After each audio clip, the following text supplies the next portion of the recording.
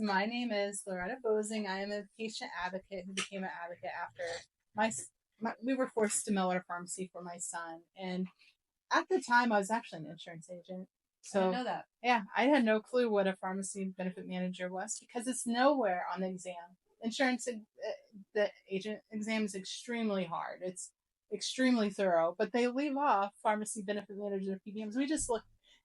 I was new, but we would just look at like what medications are covered, but we didn't actually like go in and say, okay, this is the PBM, or it's just not something that you discuss. So, as I learned about what the PBMs were and what they were doing to not just my son by forcing them out, whatever, also the pharmacists and the physicians, and the obstacle courses to patients just to get the basics of pharmaceutical care. And even our legislators seem to be too interested in their own campaigns or whatever. Yeah, the legislators are bought and paid for by Express Scripts, Optum, and PCMA and CVS Specialty. I mean, we'll never get two of our legislators here on our side. I've talked to them at length, and they're like, we make no apologies. Pharmacy benefit managers are helping rural America. I'm like, that's such they're not fuckery. I don't know anyone that actually believes that that's not getting paid. I mean, of course, that's the only reason. Eric Burleson, I don't know if it's oh my gosh, he's a complete jackass. Yeah, I know exactly what you're saying. And the other one is, who's the other one that we talked to? Oh, I remember. Was that the one we were on a call with together? Yeah, I know here. Yeah, was it Sam or Sam Graves? Sam Graves. It's just not happening. I mean, you had 39 attorneys general write letters to Congress saying do something, and they still did nothing. So I think it's time for us to start really involving the public on these issues, getting the public more involved and aware of what's happening. Because if we don't, these pharmacies are all we are going to be left with because they oversee these reimbursements. They should never have that authority to get one. And now that they have the basic medications that patients shouldn't have to fight so hard to receive.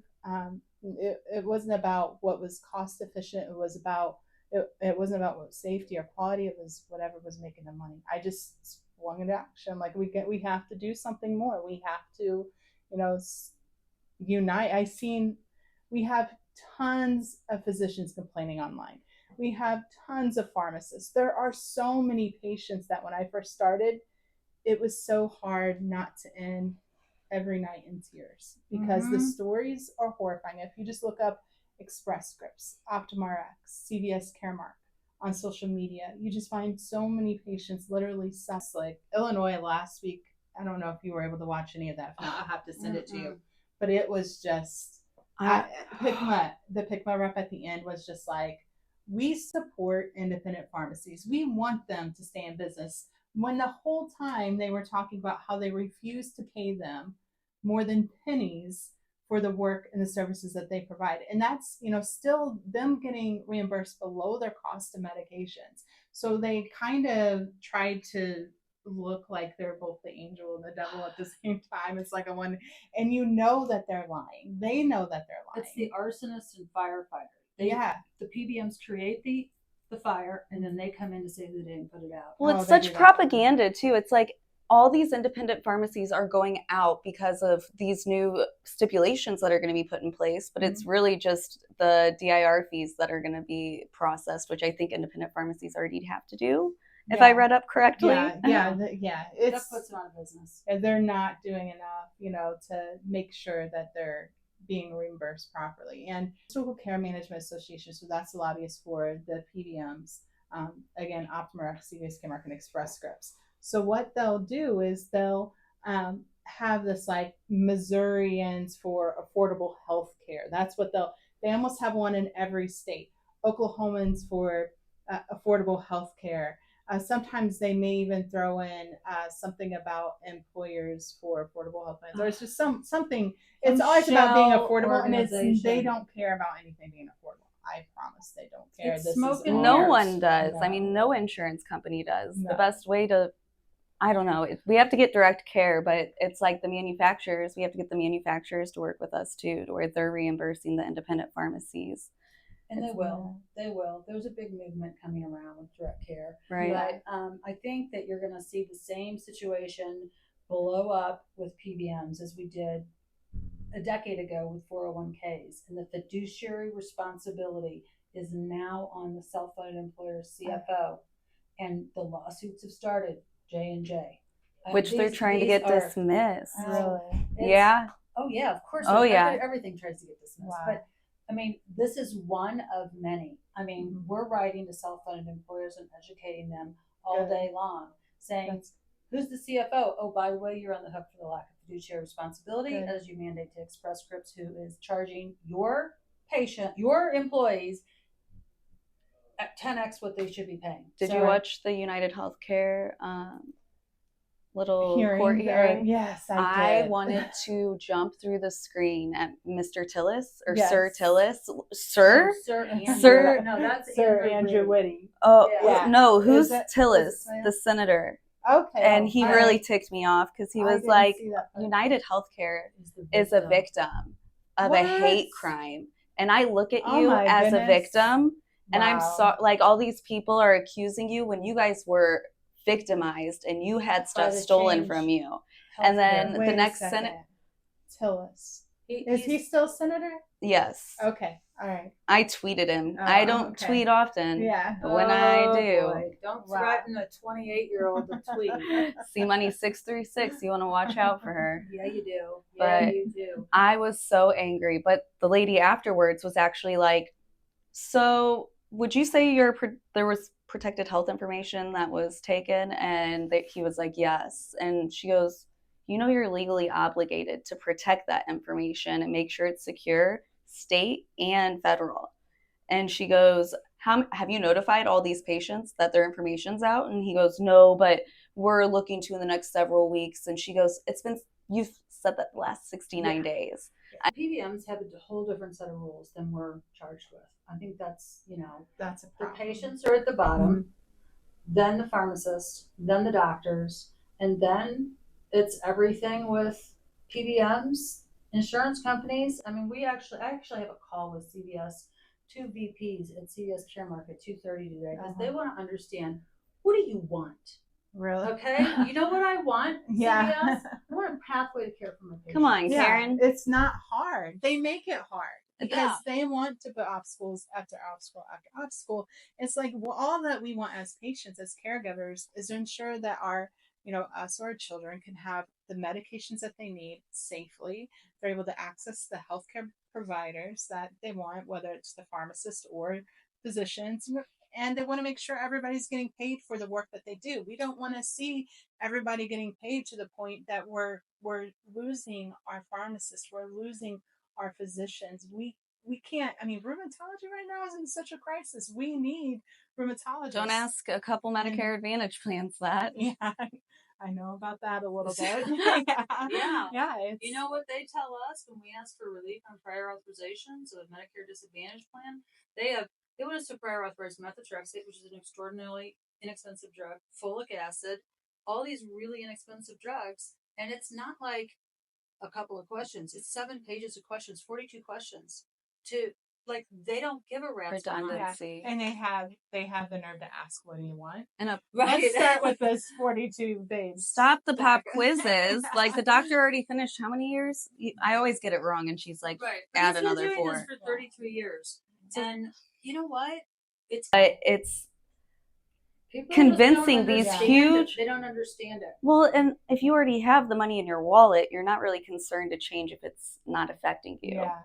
Well, we're all sitting here with double-digit premium increases. Mm-hmm. We're all having more cost share every year, and we have less access. Yeah. Oh my gosh. 900% reduction in the number of covered medications through these PBMs. And that was it wasn't, a long time. So I don't think it was more than 10, 15 years. It was like unbelievable that they're restricting the access to that point. And then what that does, you have manufacturers then that aren't able to get included on the formularies, and now you have because they don't pay to play, where you have these great medications that could be being made available to patients. It's just everything just snowballs. Everyone Yeah. just wants to be the boss of something, is what it feels like. So someone wants to feel important. So they're like, I want to look over all of these to make sure that we're not wasting our money. We'll deny some. I get a raise.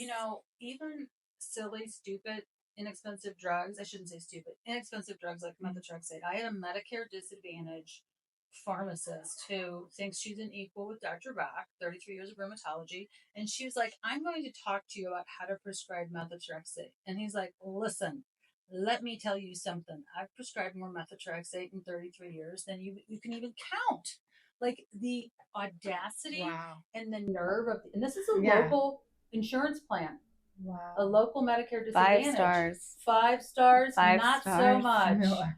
Well, we got to network them on Sunday, and I can't freaking wait. Oh my gosh.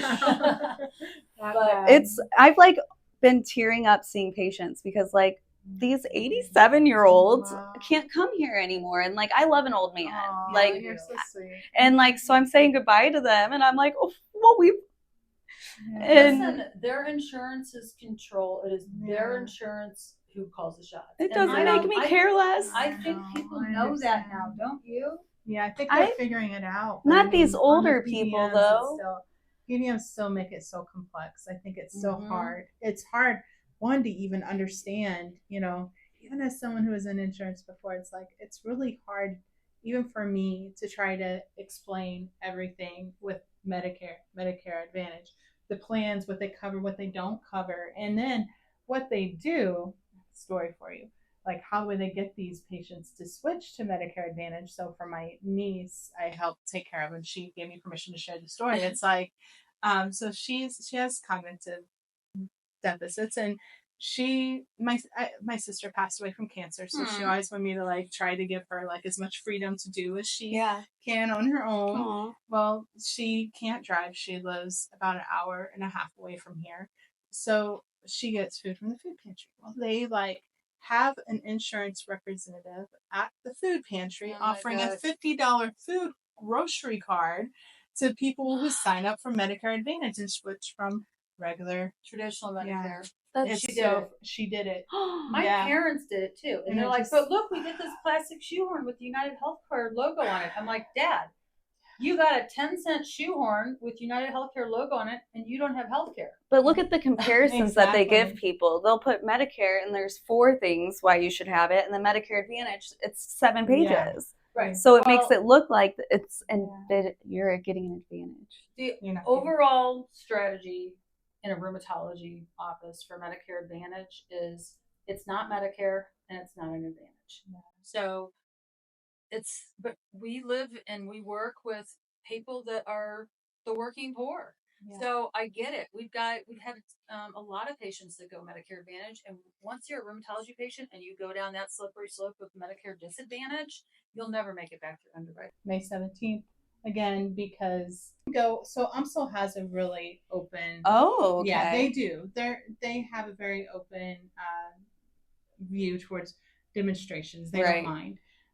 We can be on their property. We just cannot damage it. No. We cannot like spray paint stuff. Yeah, that's all. No, UMSL's pretty open. And you can look at their free speech policy. So if we get on their property a little bit, and I'm going to let them know we're going to be on your property. How many people did you say were going to be there? I believe we're going to have at least 300 to 500 people. That's amazing. Yes. I mean, we have a lot of different pharmacy organizations, like I said, physicians. Should we be wearing something different? Should we just come? I'm trying. I wanted us to match. What? I was like, I know. So some pharmacists are talking about wearing black to represent the death of independent pharmacies. I want to get a veil for the front of my face. You'd like that too. Yeah. Others are wearing maybe like their lab coats, the pharmacists, as far as patients and advocates. To me, I mean, this whole thing is to unite us together. That's always been my dream. So I started Unite for Safe Medications, a nonprofit, very grassroots, because I do work a lot. This is something I do on the side. All my advocacy is just me volunteering. But it's like my number one goal was to unite us together. As I was saying, I see there's so many physicians, pharmacists, patients complaining online. We have the number of people to make change and to push this forward. We just need to get together, start using our voices loud enough that we can be heard. And that's my goal. of the process to start making that happen. So we don't all have to dress the same. We don't all have to look. Reach out to Express Scripts to see if they could put out some At tables Express and Scripts? some umbrellas. Could you provide and some snacks, lunch, maybe? waters? After killing I'll take thousands it. of people. Yeah, I mean, that's about what they do, Right. kind of. I mean, it's our legislators. Right. You know? Why don't we get the treatment? Have some. Just need to have the same mandates to Express Scripts that the people do. Yes. Yeah. And Yeah. you know, some legislators do, and they have issues, you know, especially at the state level. Like I hear all the time, you know, from their staffers. Even today I had a call from a pharmacist that said, hey, there's a legislator that has a horrible story. They're actually with TRICARE. Their family has TRICARE. And so these veterans too have so many issues. And I'm like, absolutely, we want that story, because that just shows that even our legislators that, you know, are trying to rein in on the PBMs, that sometimes they're even powerless to these corporations. Well, and that's even sensitive for me, because like my brother, and when I tell you, whenever he passed, the gallon bags of medicine, because they would just continue to send it. He'd call, say he lost it, no questions asked. This is fentanyl. This is ketamine nose spray. This is Dilag. Like these terrible things that you don't want someone to have gallon bags of. Yeah. And I remember it's just he'd call and bill it. Because the army or the military is going to pay for it. You know, let's do surgery. Let's do as much surgery as possible. It's whatever they can get the most money out of, which is we even noticed that with your back surgery. Oh, I know. Whatever they're gonna get the most money out of. That's what you get. Like, let's get a knee X-ray. No. Well, no. Okay, hold on. Guess who doesn't love us? I know. Yeah. Express Scripts, Optum Cigna, CVS, Caremark. Almost as if the pharmacist kind of gets screwed either way, because you have an angry patient that's standing there like, what do you mean it's going to be $3,500? Yes, you're right. So the pharmacist we need to be more kind to our pharmacists. Because they take way too much beatings for the things that like the PBMs do and mandate, whether it's, you know, they have to go to mail order pharmacy, you know, then they get that patient. I know I was the patient that broke down in tears, like, I don't just give me my medicine. Like, just let me come get it, please. Yes. And I don't think a lot of people, like, it's changed so much. Just most people my age only have insurance. It's become just in case. That's true. I know. And that a lot of people, you know, that I work with, a lot of them, some can't afford insurance. If you use your insurance only as catastrophic coverage, but my concern about that is like, we pay so much for that catastrophic coverage. Let's get that down to a reasonable price if we're going to pay $544 a month. Mm-hmm. I go to the doctor, like my wellness visits, obviously, so that's what I haven't gone to the eye doctor in a while, so I'll be honest. That's 2 office visits. Yeah. $500 a month. That's outrageous. It is so hard. It's like they can figure out exactly how much you have left over, or the average person would have left over, and it seems like they want every extra penny plus some that they can get, and it really hurts the people that are, you know, with the most chronic conditions. You have to do a pop quiz for folic acid. Like, I'd be leaving too after going to school for so long. It's like the only profession that's continuously getting a pay decrease while their workflow is increasing, and then they're expected to give the same patient care while answering a 30-page prior authorization on why they think their patient's going to benefit. And it's just like, who's benefiting from this? The trees aren't. And at that point, it should almost be criminal. Once it gets to that point where you're having to, you know, go through these prior authorizations for the most basics of medications or care. Right. You know, that's when, to me, there should be a criminal. Practicing medicine without a license, maybe. And I was on the phone with Caremark the other day, and I was like, okay, what's your individual MPI number? Mm-hmm. She gives it to me. I look it up. It's Caremark. I'm like, no, your like, I can't go around here with Dr. Box. Yeah. All right. But they can? Like, where? Make it make sense. It just doesn't. No. They have no rules. No. Did you read was it ProPublica that had put out an article this week where it was someone, like, these prior authorizations were going to someone offshore. Yeah. And it was like nurses that weren't even like speaking English. Can't figure out what in the United States is so different. Yeah. Like, why can't we just go to the pharmacy? Because all of these corporations have figured out a way to make so much money as middlemen. And whenever they can find a way to add another middleman that can be like the number of subsidiaries. Oh, how is that legal? I don't. Who knew what change healthcare was until they. Did you hear how they got hacked? Yeah. Millions of forgot people. My password. Yeah. Wow. That's seriously wow. And then like they were saying that they didn't even have two-factor authentication in that hearing. This week they said they didn't even have two-factor authentication. And all they paid is $22 million. Like that's because when you're in healthcare, you're in a very, very sensitive position where you could completely take away all of their hope. Yeah. The thing you want is to. We're looked at as like public figures, like people, and I'm like, I just really want to change healthcare. That me too. Like I don't care if I don't benefit from it. I know. I'm with you on that. It was so funny because throughout all this, trying to organize the protests, someone's like, we need to raise $20,000 to $50,000 for this protest, and I'm like, we haven't raised that much for the organization yet because I just don't believe that it's really going to take What's your organization? We'll tag it for people It's Unite for Safe Medications, but we would appreciate any donations. Yes. I'll tag it. But even more importantly are the voices, for people to just show up. Because we have so many people that help us and they volunteer. Yeah. All the help that we get is all volunteer. Just beautiful people. Do you accept, yes, how do you take volunteers? Volunteers they can always, email me at Loretta at uniteforsafemeds.com.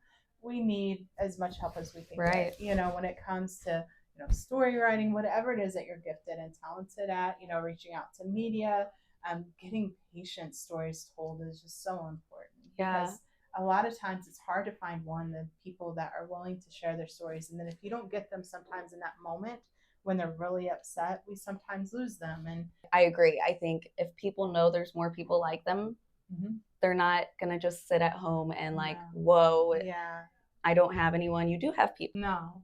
And when I start thinking of how I could possibly think of a healthcare system to where nobody is dictating, I'm like, I can't trust people. Yeah. Someone's always going to have ulterior motives. There are. Anytime when money's involved.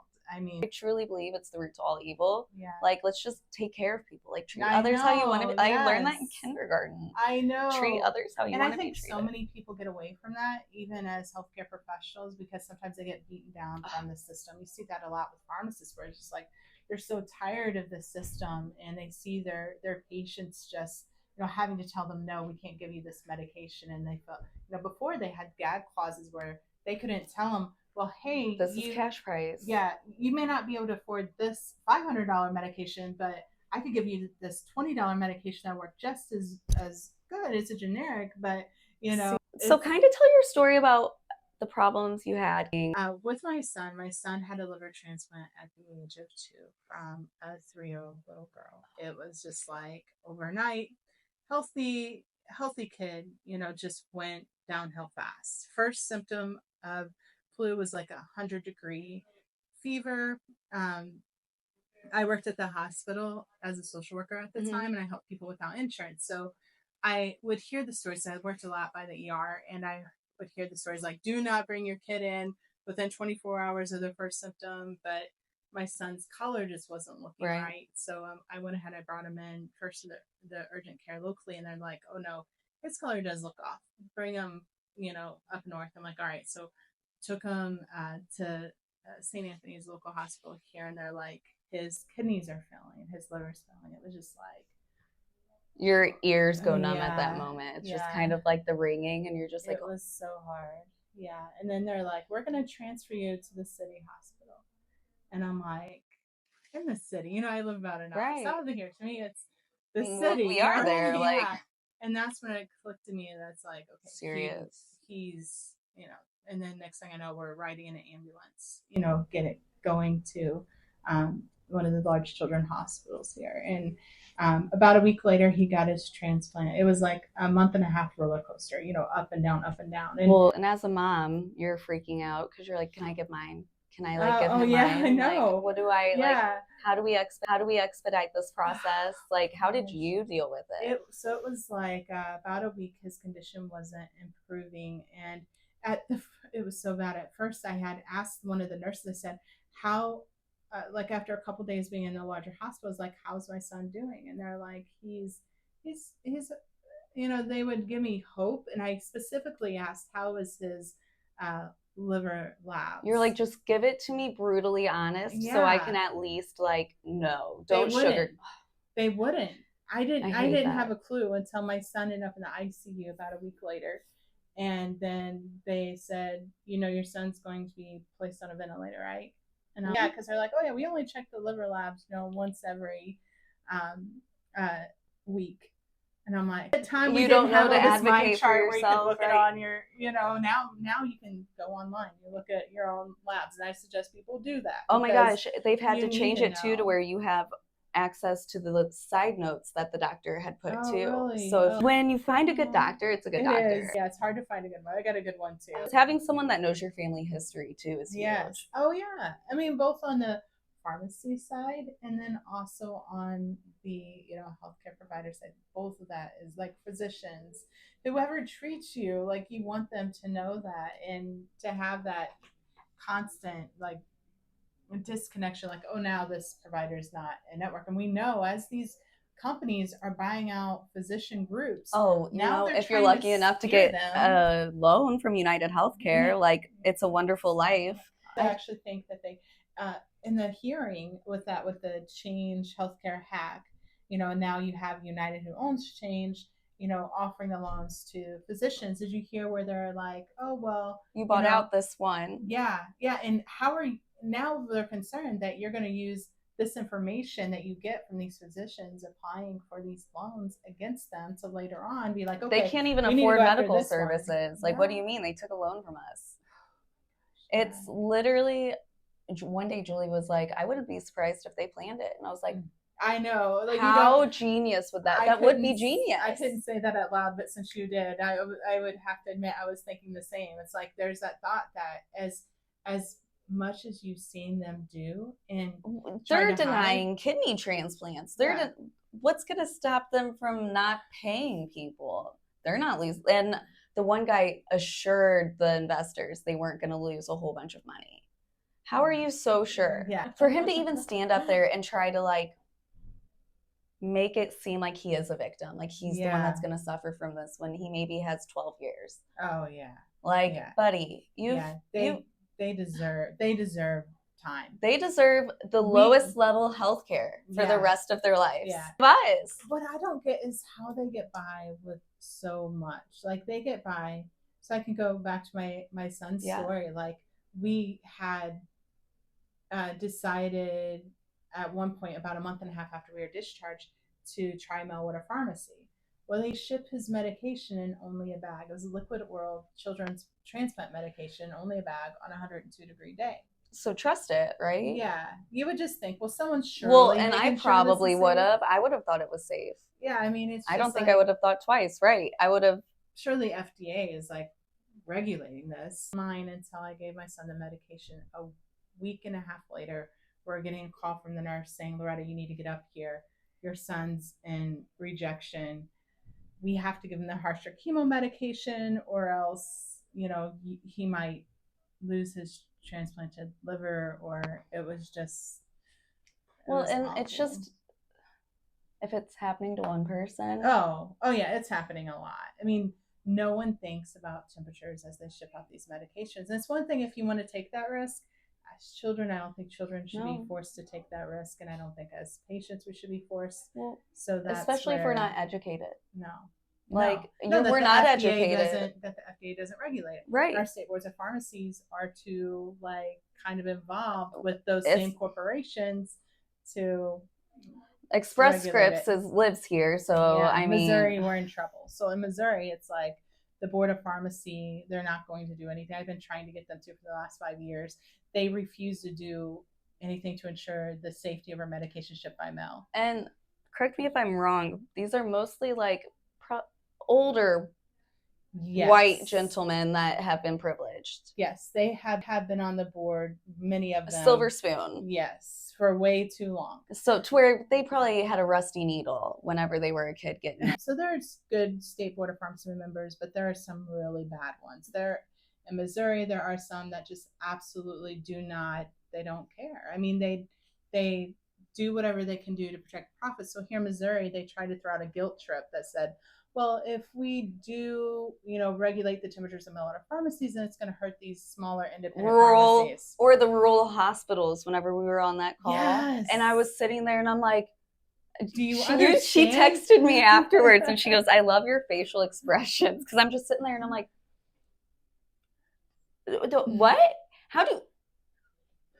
What does one have to do with the other? I know. Why do they have to correlate? Like, leave the rural hospitals. Like, let's regulate temperatures. Why can't we do that? Yeah, or like for that one, I think they were talking about really like some of the PBM issues and reimbursement issues. And how are prior authorizations benefiting rural hospitals? Yeah, yes. Yeah, really, that was that I'm gaslighting. It was gaslighting. And it's like they failed to understand that our rural hospitals rely on those independent pharmacies. Right. Too. They rely on them to be able to provide their patients with the best of care. Because if not, guess where they end up again? And realistically, take a medication that was sent. I'd be like, yeah, someone's looking over it. Like, this pharmacy has to make sure I get it safely. Like, otherwise I wouldn't have to sign off on it. No, they don't. And then they don't have any consequences to action. So many transplant patients are going weeks and days without medications their life relies on every 12 hours for.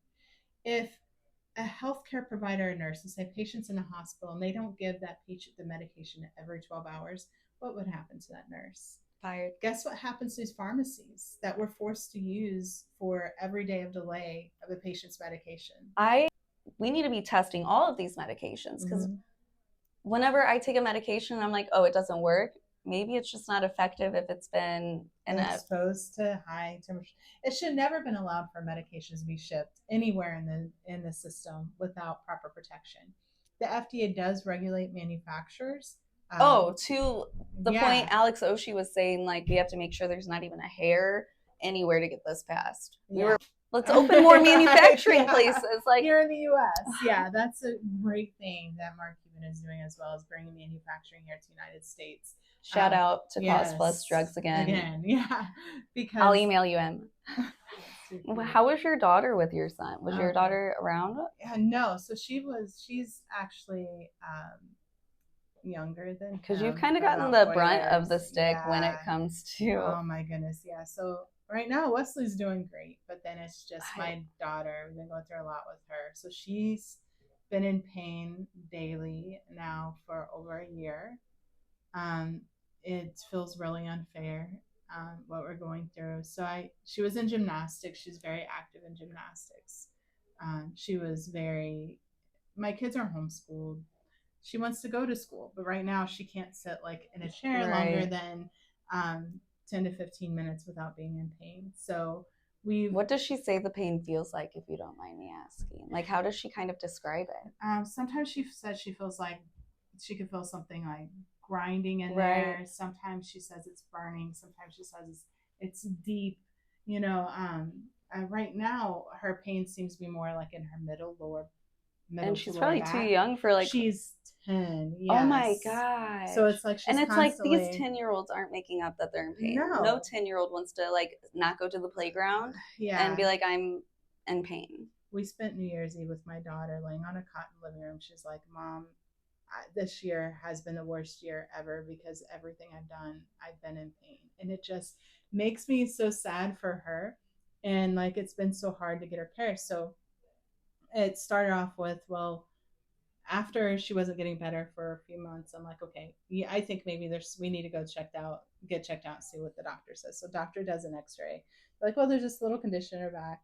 That's usually not something that causes a lot of issues. And then from there, I'm like, it usually doesn't, but my daughter's hurting a lot. They're like, well, we'll do an MRI, but first she needs 6 weeks of physical therapy. And I'm just like, this is what insurance companies do. And because I'm a patient advocate, Step therapy. I see it a lot. I'm right. like, you're like, no, she's I in want to pain. yeah. She doesn't need to go exercise Yeah. when she's in this much pain. We need to Yeah. find the root. Yes. cause. And she does exercise. That's something else that they're not listening to me. Like, my daughter does not just. She was a gymnast. Yes. She wants to go do backflips again. Yeah, she wants to play basketball. She enjoys. So we do swimming now. We swim. That's one thing she can do, her flips underwater. Yeah. Or, you know, it seems like it's so good too. Yeah. It's so therapeutic in a way to where you can just kind of block the world out too. Just put your head under the water, and it's like it's just you. Wow. So it's kind of like a anxiety thing too, because I can't imagine being 10 and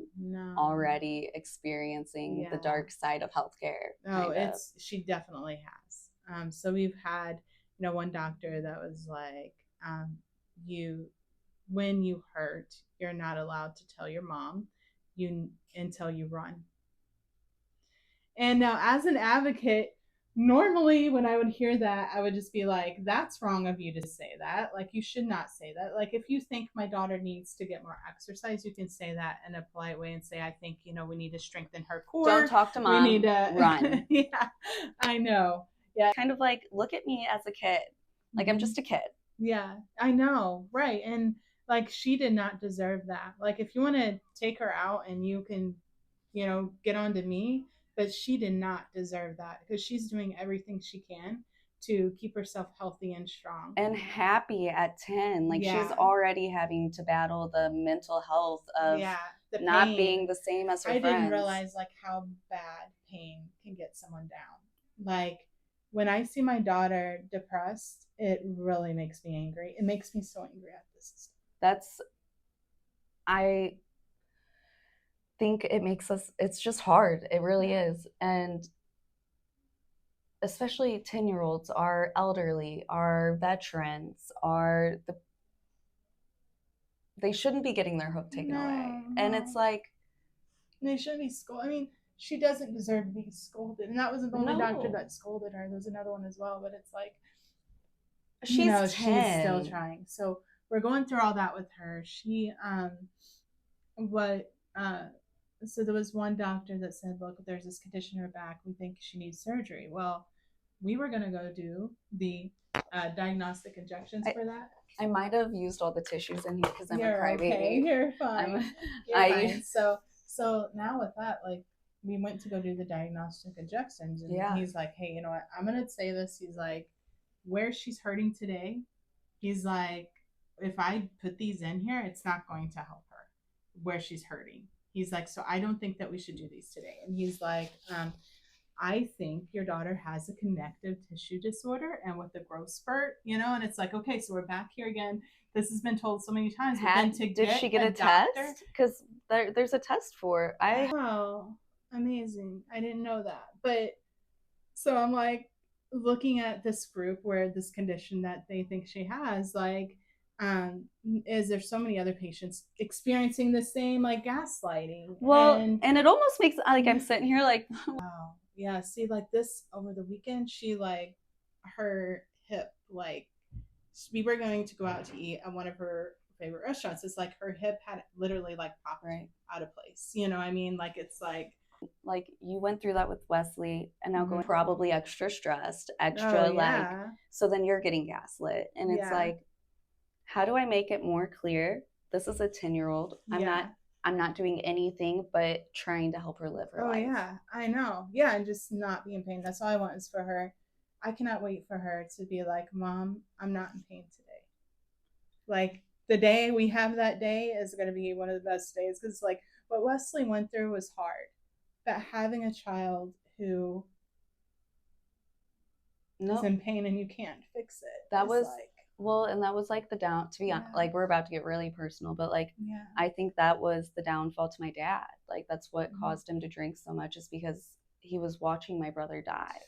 And Jack was in so much pain, and I didn't believe him. I was just like, go outside, run, go run, and then talk to us. Like, just, if I could go back and change, but I think you kind of have to go through something like this to understand for it to open your eyes.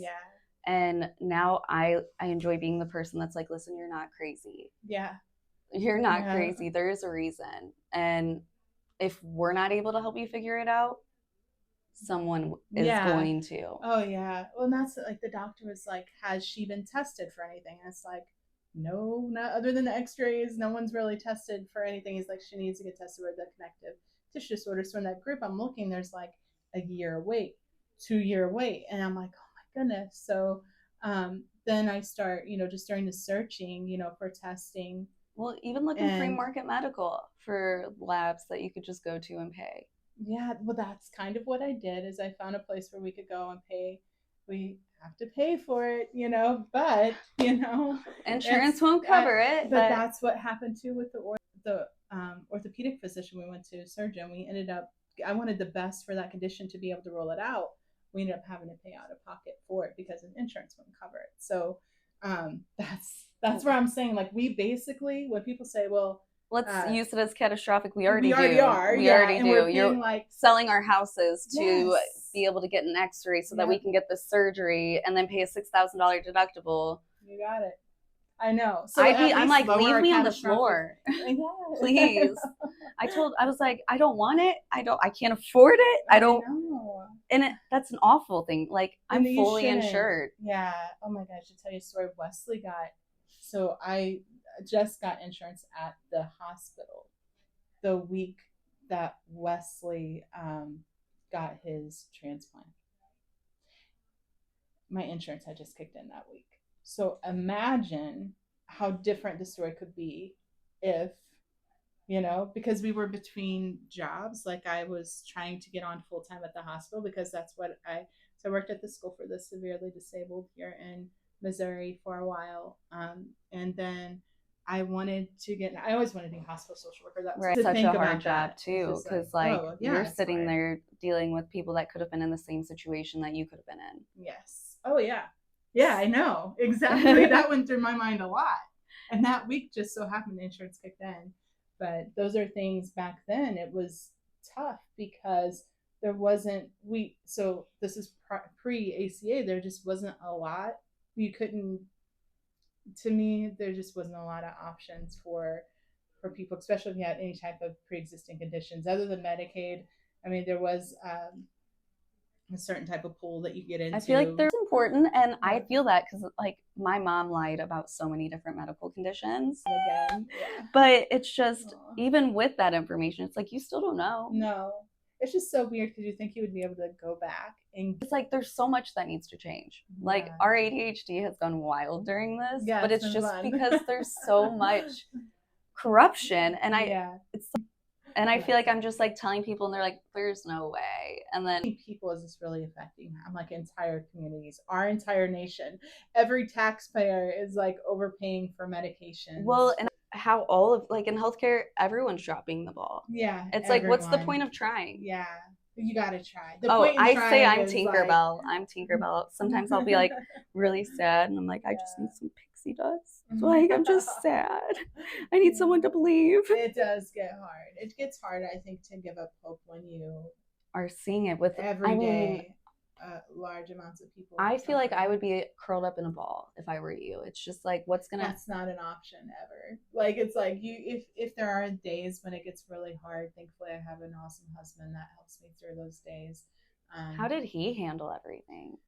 Gosh, my husband was actually a sergeant in the Army. So thank him for his service for me. I try to make sure I always say that in honor of, like, he is the most loving guy. He is just an absolute amazing guy. Everyone always like, Loretta, it's so great what you're doing. It's like, behind the scenes is this amazing man who he holds it together. Hold me up. No matter how hard things get, like, he picks up the pieces. Like, if I do have a bad day, if I'm coming up here to speak, he'll be with the kids and he'll help me, with whatever needs done in the house. Like, we have a very good working relationship there.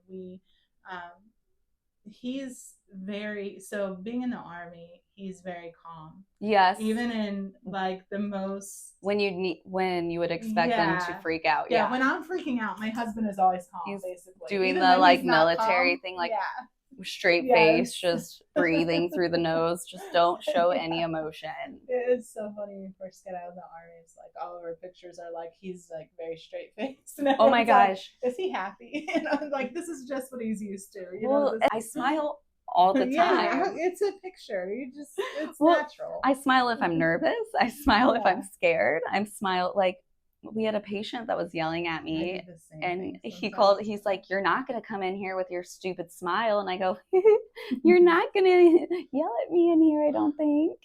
And I was like, "Julie, you know my smile just got bigger because I got nervous." Yeah, I used to do that really bad when I was younger even. It's gotten better now I that think I'm I like older. disassociate completely because I'm just like, and then I'm like, I don't remember what happened really. I was just, it's the trauma. I tell patients that too. If they were yelling at me, I'd be like, listen, I really want to listen, but it's the trauma, and you're screaming at me, and I can't listen. But I'll stick on the phone. Yeah, psychologically, that causes people to do that too. Like, it just kind of, it's the way our brains work. You just want to yell at someone sometimes, and I get that. Like, sometimes you just need to yell at someone because life isn't fair and someone needs to be the reason. Yes. And see, that's the thing. So on like my social media, like the way that it may look, some of my posts is that I'm always angry. No, in reality, the happiest person. Yeah, right. I'm absolutely, I love people. I do too. Don't hurt people. You know, just why do you have to do this to people? Express Scripts, Optimark, CVS Caremark. You know, it's frustrating. You know that those are and the legislators and the regulators that just uphold what they're doing is also no, they don't care. Sometimes it does get you a little angry, right? I almost want to be a lobbyist because I'm like, I would be so like out of tune that I'd just like try to make eye contact with the senator and be like, hi, I have a few ideas. Do you have a second? No, I'll walk with you. See, I'm really bad because I don't like to fake nice. So like I see what these lobbyists do where they're like, oh, you know, trying to make a little small talk at the beginning of their legislative hearings. Like, no, like what they're doing is bad. I'm not good at that. I guess I was raised that way. Lobbyist. I was raised to just smile. Oh, just smile. Just pretend it's okay and smile. And see, so they networking. Get in touch with Cuban. Networking. Oh, I could.